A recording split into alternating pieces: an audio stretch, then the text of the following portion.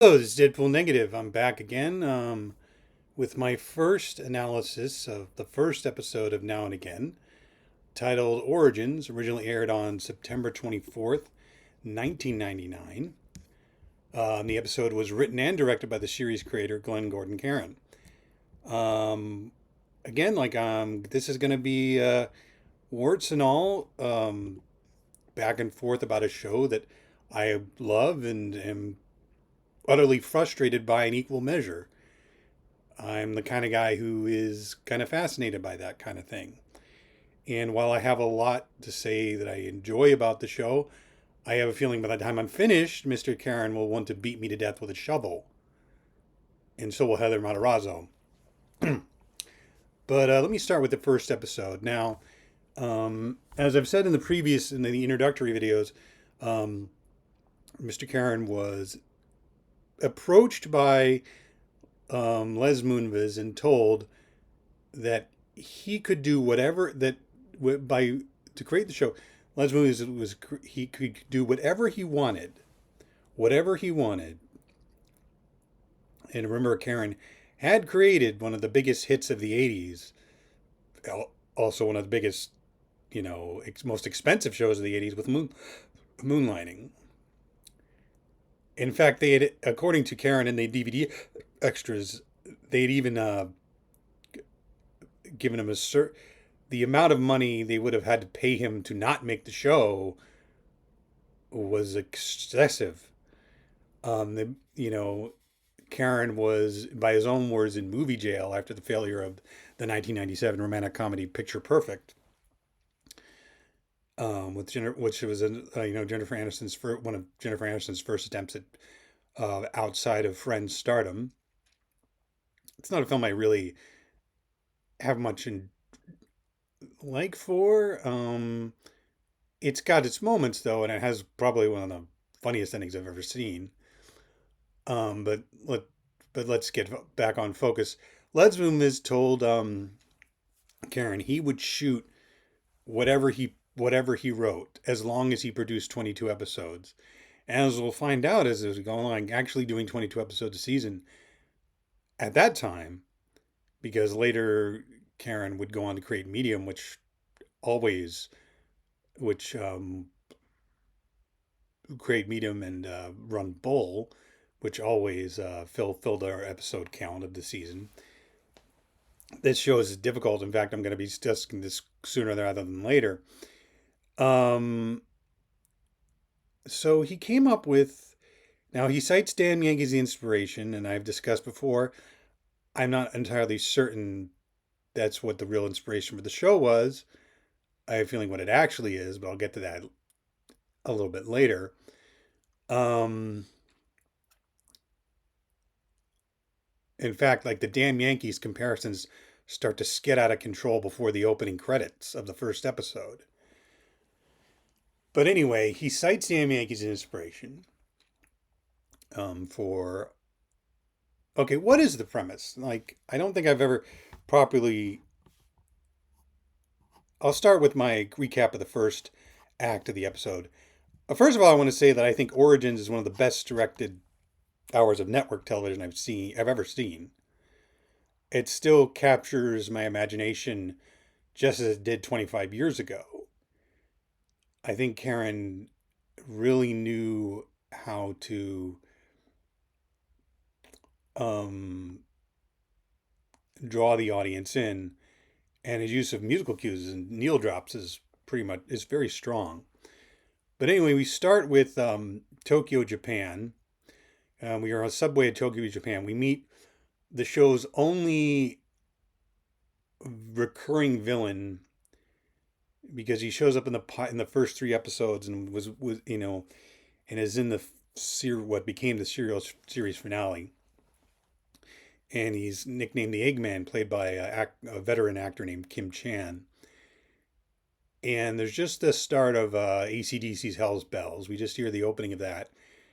And this man sits down with a paper bag in a Tokyo subway. And he gets up, he sits, and by Tokyo subway, I mean an obviously repainted New York subway. because that's where the show was shot. Um, and he gets up and leaves 3 eggs on the seat. And what happens to those 3 eggs, people are on the subway, they eventually break. And then what happens is, I want people to seek this show out, so I'll be vague about what. It's extremely horrific. It's one of the most effective opening scenes I've seen in any show ever. I mean, it's definitely worthy of X-Files at their best, which was obviously in the back of Caron's head when he was writing this. What I find interesting about Caron is like he created this, and he also directed and probably ghost rewrote this in his 1993 Walter Napalm are basically superhero narratives. Yet he never ever discusses superheroes in any interview. In fact, he didn't think he claimed he didn't think he was making science fiction with Now and Again. And then who this Eggman is and why he left those eggs on the chair is left to the imagination. I had an idea, and the show had a different idea, and the show's idea was better, quite frankly, at the time. Then we immediately cut to suburban New York, which it is never the timeline of the pilot is kind of strange. We never entirely understand how much time has passed. I'm guessing about it is like about 9 months at least, because it looks like it's the fall in these opening sequences. And we meet our protagonist. And this was 1999. In 1997, Roseanne had ended with the shocking revelation that Dan had basically been dead all during the final season, that Roseanne made up a whole chunk of the series, like basically rewrote the entire continuity of the series. Now, I'm a recovering fan of Roseanne, I'll put it that way. I did enjoy the one season revival, and I do enjoy episodes of The Connors I've seen. I wouldn't, but I was a huge fan of Roseanne, and then I wasn't, put it that way. And I'm not sure I am now. And so what happens is, having John Goodman on a network television series, even to show up just as a surprise appearance in the pilot, was kind of a big deal to me back then. I don't know, because he had been trying to pivot to films for years, even during the run of Roseanne. And we meet our Michael Wiseman. He's playing an insurance adjuster, fairly successful insurance adjuster. We find out has been at his company for 17 years, and he's excited because he's going to get a big promotion. We also meet his wife, Lisa, played by Margaret Colin, who I've said a lot of nice things about, and I will continue to say a lot of nice things about. This show will make you, if you watch this show, this will make you a Margaret Colin fan for life. I first noticed her in an arc in the early seasons, in the first season of Chicago Hope, where she played a doctor who was dying, basically. Found out she was dying of some brain aneurysm, and they made the mistake of killing her off because she was probably the most compelling female character on the show, which kind of sucked for the other actresses on the show. But the first season of Chicago Hope was basically the Mandy Patinkin Variety Hour, because creator David E. Kelley was obsessed with writing stuff for him, and on the one hand, you can understand why. On the other hand, it pretty much alienated him from the guy. Patinkin is not the easiest person to work with, and it probably pretty much wound up in alienating him from the entire rest of the cast. And he himself felt overworked and quit. But that's another story. But I want to say a lot about Colin here. I want to say a lot in favor of Colin here because Lisa as drawn, that's another one of the problems with the show, is that Michael Wiseman in the opening 20 minutes is a very vividly drawn character, and Lisa never is over the 22 episodes. She has 3 traits. Loves her husband. She loves her daughter. Never did anything besides being a housewife. In an early episode, she mentioned she has an art history major, but it looks like they got married, she had the kid, and that's it. And I really think that was a big disservice to Colin as an actress. Like, the fact that she has an art history degree isn't really. I think it is addressed in some of the later episodes, but it's not. And I just thought, like, for someone who's so central, like, he doesn't do a lot to develop her at all. Kind of just lets the actress do the work, but that's, like, give her something.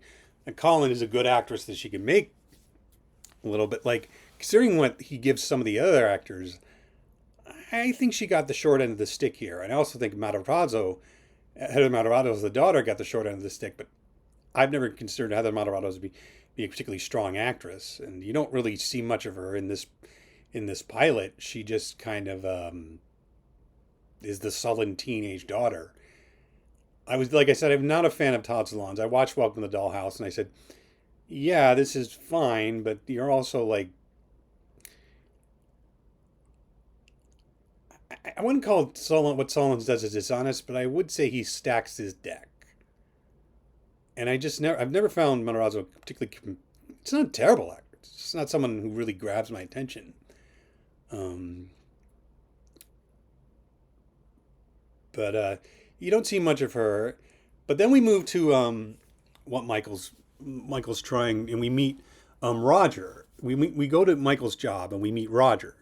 And I've talked about earlier in episodes about how much I enjoyed Gerrit Graham's performance in this show, and particularly.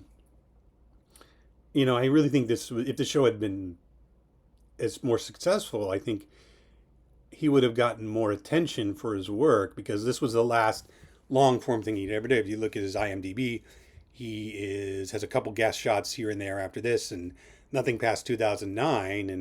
And he's on, like I said, he's on the DVD extras, but that's his last appearance on camera that I know of. But basically, and this is a very canny thing,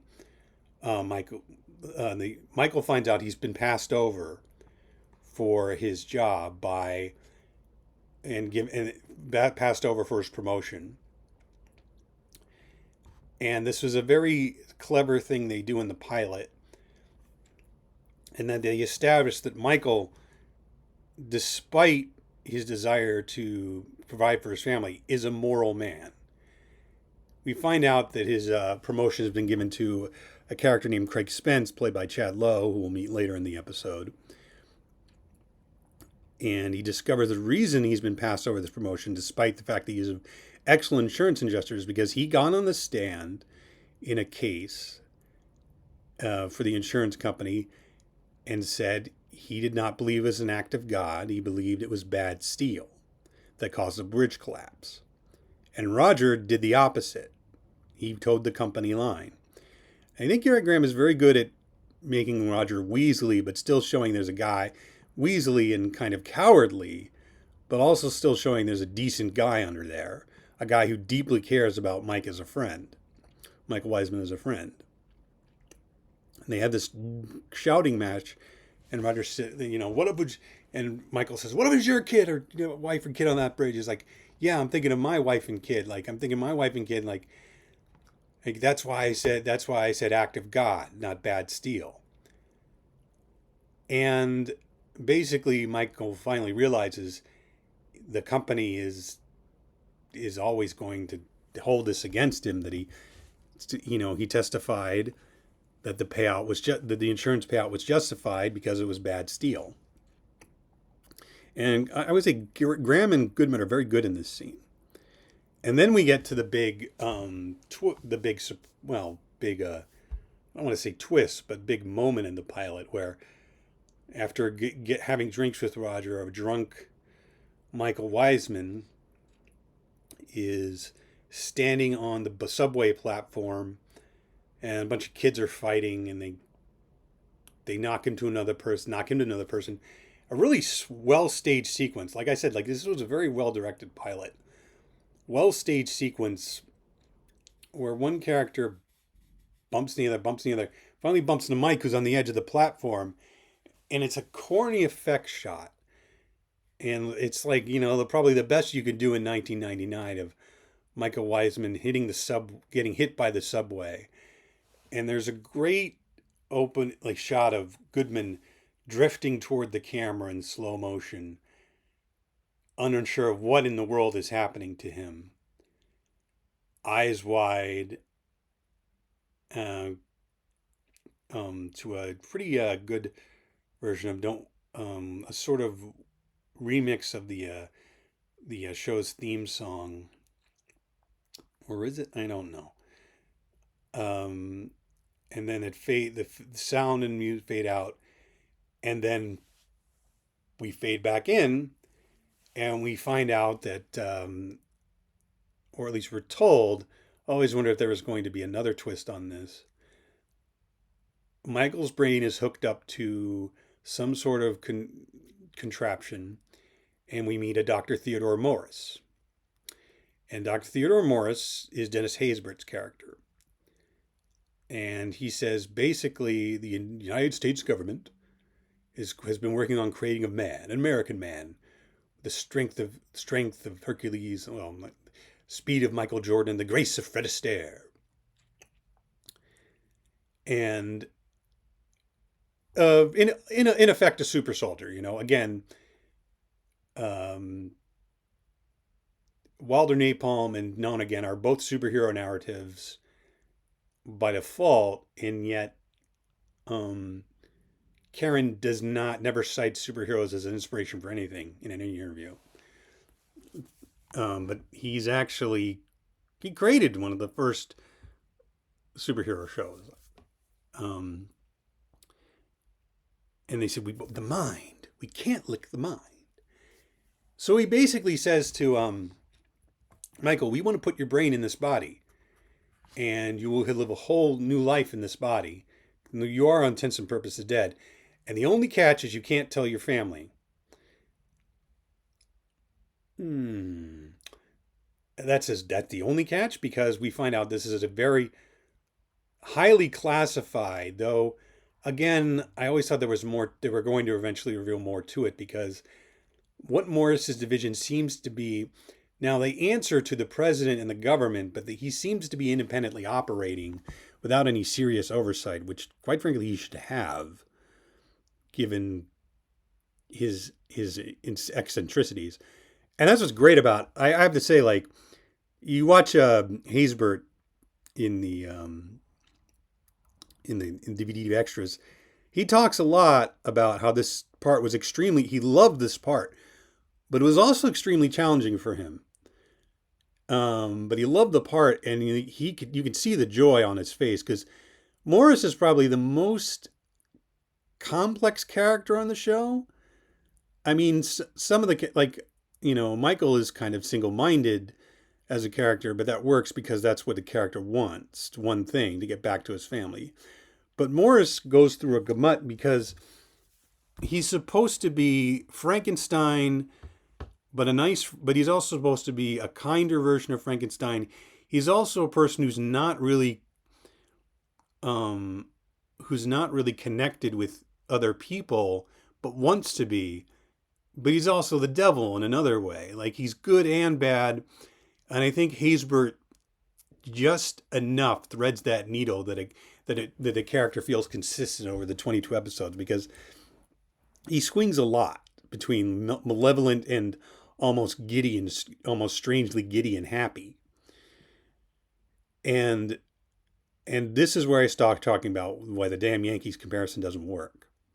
Because in this, Morris is essentially the devil, is Applegate offering Joe the chance to play for the Senators.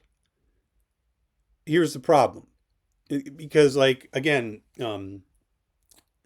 Caron cited Damn Yankees as about a guy who who was given all this, like being young again, but all he wanted was to get back to his family, his wife.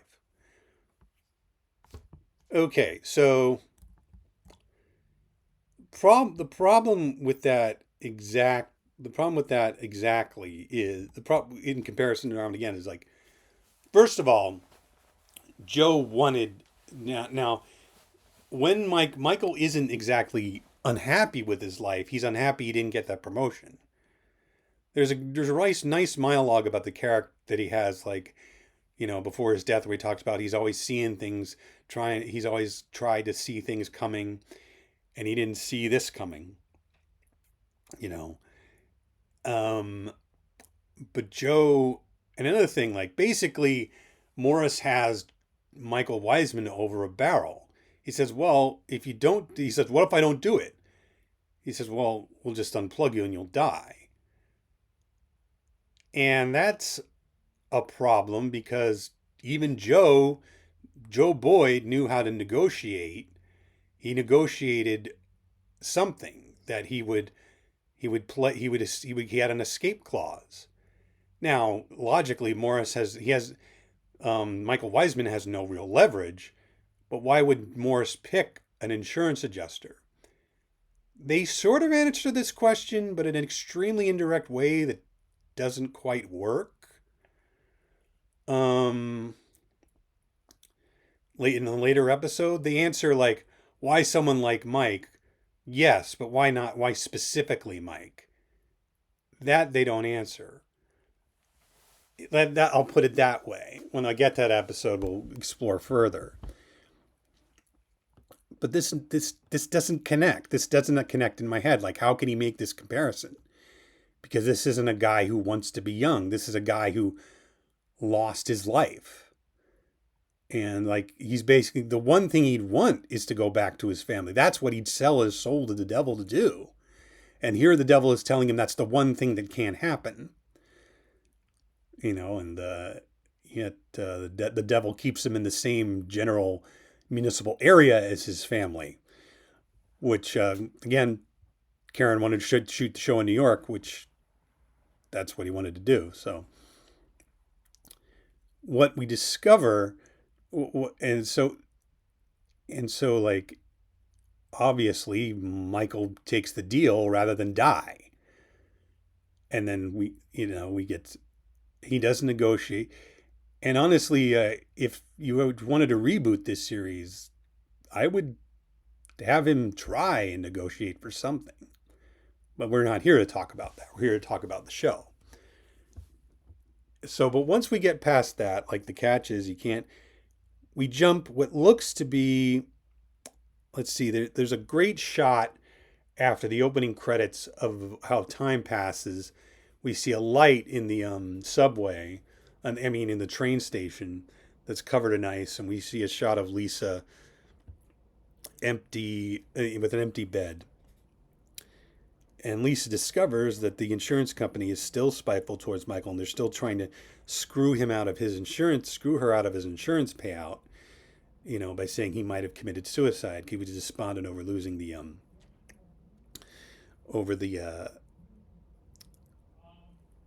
promotion. And so he, but we cut back, and this was a pretty nice way they did this. We see Goodman wake up in bed after what seems to be months and months. Like I said, the ending, the sequence before the cold open seemed to be taking place in October or September, and then the radio mentions that it's Easter, which is a surprise to Mike. And then Goodman gets out of bed, washes his face, and then gets up, and we have our star, Eric Close. And Close does a fantastic job. Again, I'd seen the guy in a couple things. I mentioned the TV movie he did. Like, I think at that point, like, he'd probably best known for two things: his run on Santa Barbara, and possibly the Magnificent Seven TV series, which is pretty entertaining. But he And what has to be one of the weirdest moments of any TV series, we hear, "Why do birds suddenly appear?" And then you kind of like turn around, and then you realize, wait a minute, who's singing? Who's singing that? That isn't a needle drop. That is, and they pull around the reveal because Michael now Newman, this song, the guy Goodman was playing was Michael Wiseman. The guy, for purposes of distinction, and he calls himself that, Michael Newman. Wink. Close is and we hear the guy singing is Haysbert himself. And one of the weirder bits, there's a whole bunch of people, and we never see, it's never explained to us who these people are. Are they people who worked on the program, building the body? Are they, because like the whole thing is, we've got to keep this thing a secret.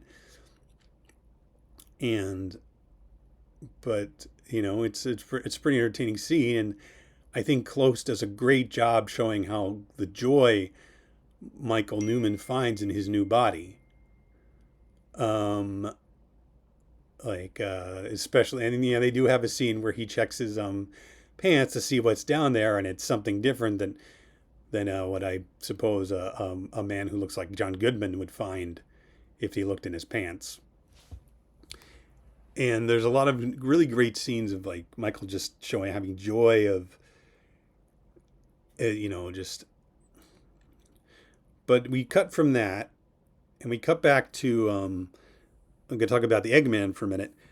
We continue what the Eggman is doing. Like the Eggman is now flying to France, and he has the bag with those eggs in it with him, carrying him on the plane. And he he lands at the Gaulle airport and leaves the bag full of eggs on excuse me. Another thing what I thought was interesting, the guy speaks perfect. I don't know if this is the actor or whether this, again, that's what I thought was, there was more to the guy than what actually comes out is like, he can speak perfect French for a guy who claims he's never been to France before. Not perfect French, pretty good French for a guy who says he's never been into Paris, France before, in one scene, or claims he hasn't. And again, this is tremendously effective, disturbing stuff. He basically leaves the eggs in another compromising place, puts on a gas mask as he's about to leave the airport as he hears screaming, and then catches a taxi, and we don't know where he goes after that. But then there's more drama, and here's another thing, that kind of disappointing thing about this. Well, not disappointing. It's disappointing because the character kind of disappears. As Lisa is trying to negotiate, it goes to Michael's company to basically beg them to give her the insurance payout because she needs it. Like they live in a really absurdly nice house. Even can insurance just for that? I don't know. It's awfully big for like a 3-person family. Like it reminds me of my family's house, and there were three of us. It's like there was not 3 of us. There were 5 of us. It feels like a 5-person home, not a 3-person home, but that's just me, and we meet one of the more interesting recurring characters who kind of disappears halfway through the season, a character played by Chip Zien. Now, Chip Zien, you may probably best know, he's the voice of Howard the Duck in Howard the Duck. Not exactly the best thing to have on your... But at the time, in late 90s, he was on Almost Perfect, the sitcom, a bunch of other things. He's still working. I don't think he ever really got it. I don't think he ever really got his due as an actor. He's really good here.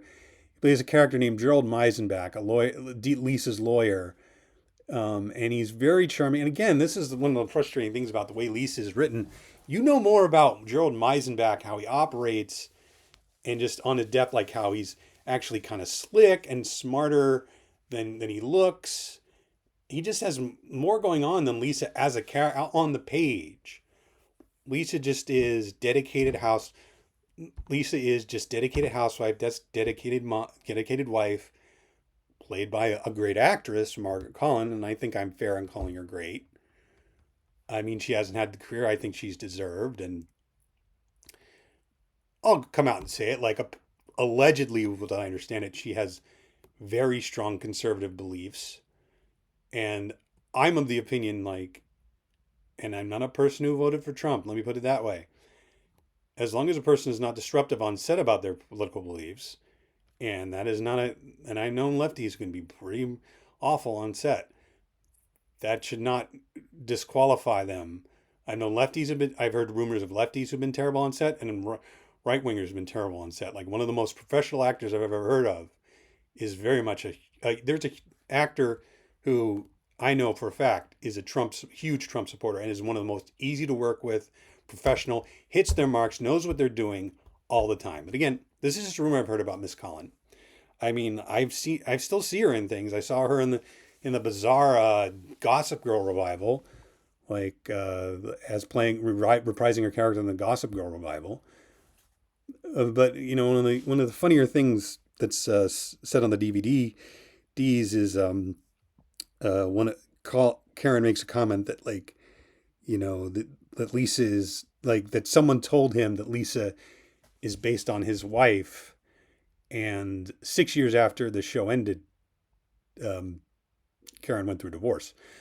But again, like Zien is a lot of fun when he squares off with, like, you know, Craig Spence, which is the guy who won the job that Michael was trying to get at the insurance company, and basically and what's interesting, they even interviewed again for an actor who's only in a couple episodes. Chad Lowe was invited to speak on the DVD extras, and Chad Lowe was very effective as a creepy, awful suit. And at that time, he was still known for being on Life Goes On, and around the time this show came out, he was also playing John Denver in a TV movie.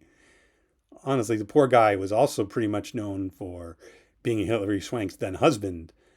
They would make jokes about it in the commercials for the John Denver movie, which I thought was kind of cruel.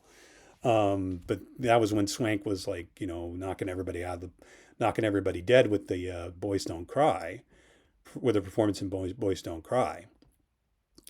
But Lowe, it's kind of funny. Lowe is kind of shocked that he's been offered this role of this creepy, like, basically empty suit who has no loyalty except to the company. And I'm like, don't sell yourself short, because it's a pretty effective slimy performance where he doesn't show people, like, act like he takes pleasure. He clearly does take pleasure in screwing Lisa over, but he's also very measured in his responses to things. And Roger, as much as he cares, is not equipped to stand up to him. And again, Lowe just really is effectively just, oh man, you really want someone to just throw him out the window, which I think happens in a later episode. Well, he almost gets thrown out the window, but, like, again, on the he was talking like, nobody offered me this kind of part before, and I was kind of shocked, and I had to, you know, like, trying to learn the lines on the plane, and, like, don't sell yourself short, Mr. Lowe. Although, as I understand it, he doesn't really act anymore. I see his name as director on a lot of shows. So, but we get back to we all roll back to, in the end, we find out, like, in the final scenes of the episode, we find out that this is basically Michael's first week, and he's already miserable. He already wants to go home. Now, this is where the Damn Yankees comparison actually works, because that's kind of what makes Damn Yankees such a memorable story, is that even though Joe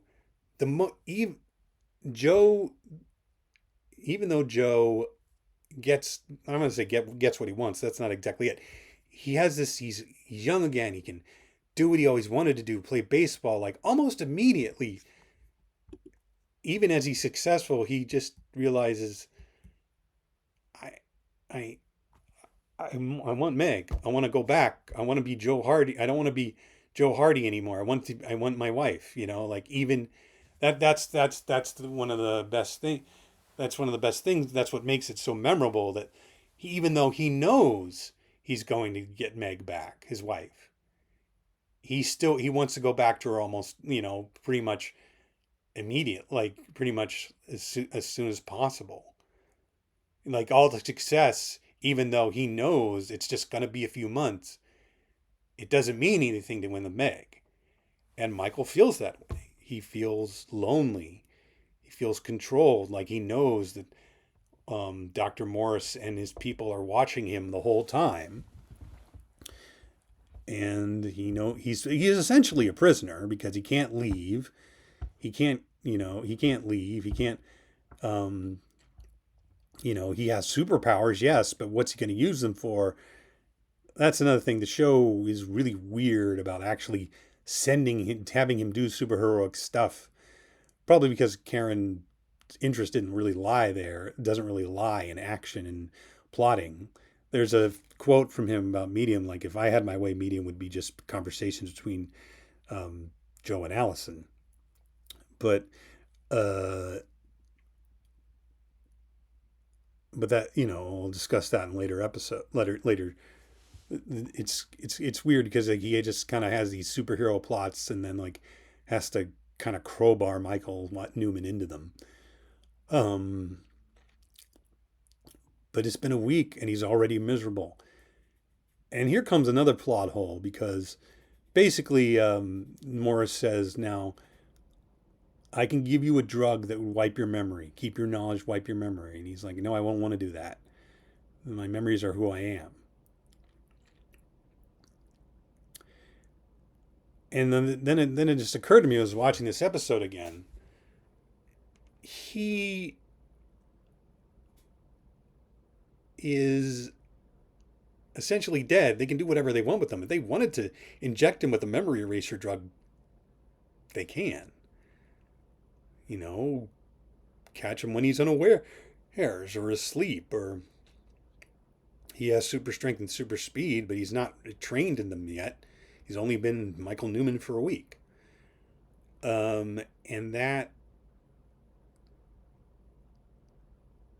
and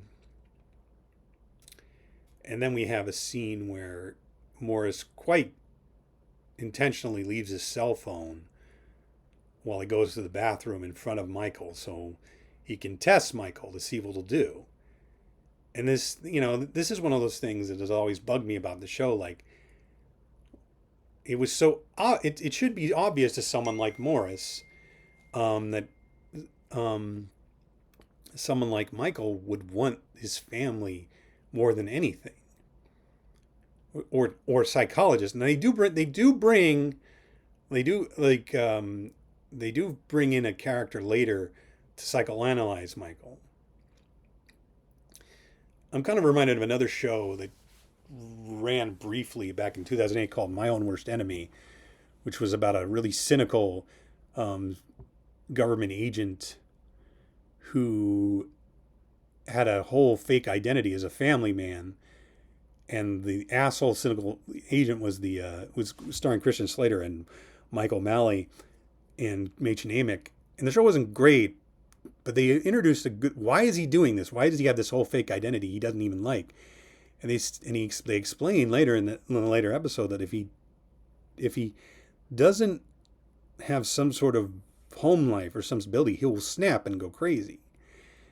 And that's what I'm wondering with what they do with Michael is, again, they answer the question of why a guy like Michael, but not why Michael, if that makes sense. Like again, like a lot of this premise, as compelling as it is not quite fit together the way it should, especially in 2024. I think something like this would get laughed out of the room.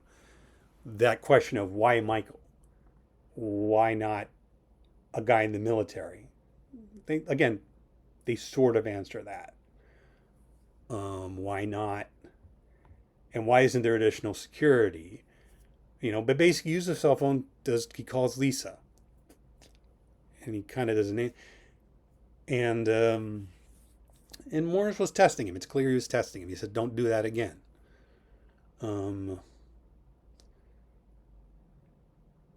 there's a really great line where it's like Morris is also.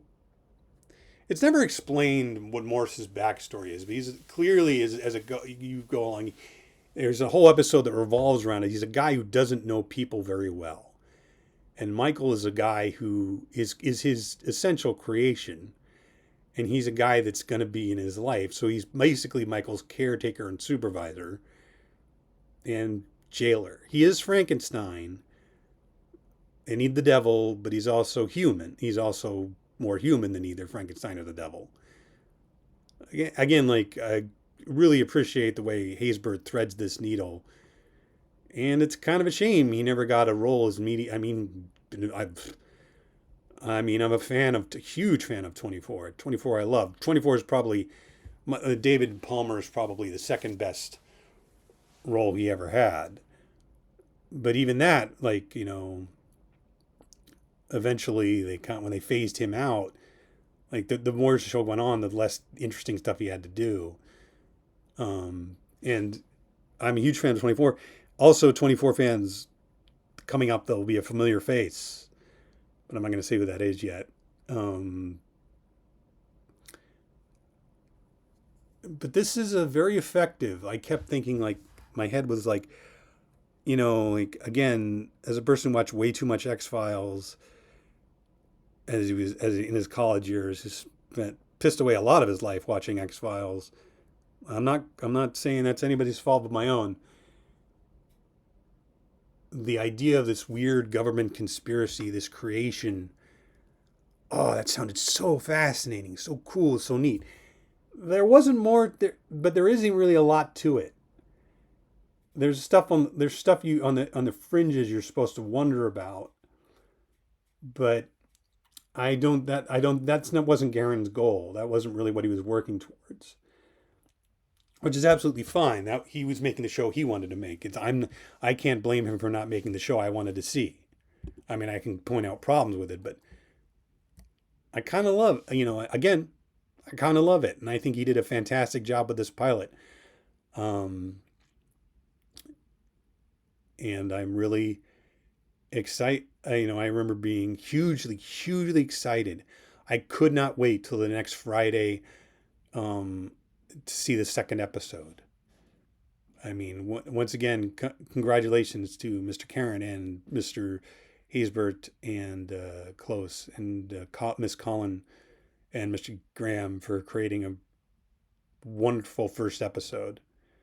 One I had I spent a whole week thinking about in college.